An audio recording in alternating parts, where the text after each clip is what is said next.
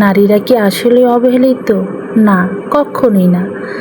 প্রতিটা নারী এক একটি তার যোগ্যতা তার ভিতরে অবশ্যই আছে।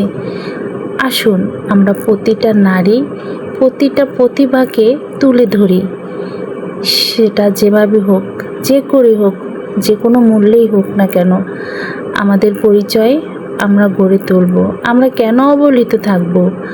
আমরা অবহেলিত না, আমাদেরও একটি পরিচয় আছে।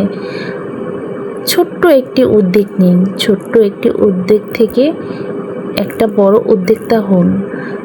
এই বড় উদ্যোক্তা থেকেই আপনার পৃথিবীটাই আপনাকে বদলে দেবে। দেখবেন আপনার পরিচয় আপনাকে কত দূর এগিয়ে নিয়েছে। আসুন আমরা ঘরে বসে না থেকে আমরা কিছু একটা করি। 2-4টা মুরগি পালন করেও আস্তে আস্তে আস্তে আস্তে একটি বড় খামার তৈরি করা যায়। বিন্দু বিন্দু জলে যেরকম সিন্ধুর সৃষ্টি হয়, ঠিক তেরকমই জীবনটাকে বদলানোর জন্য ছোট ছোট কিছু পদক্ষেপ গ্রহণ করলেই অনেক দূর এগিয়ে নেওয়া যায় এই জীবনটাকে। এই জীবনটাকে সাজানোর জন্য কঠোর শ্রম দিতে হবে।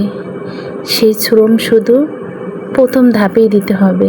এক সময় দেখবেন সেই কষ্ট আপনার মধ্যে, এত কষ্ট করে যে আপনি এত বড় হয়েছেন, তখন সেই কষ্টটা আপনার মনেই থাকবে না। আসুন আমরা উদ্যোক্তা হই, আমরা উদ্যোক্তা হই, নিজেকে একটি পরিচয় গড়ে তুলি।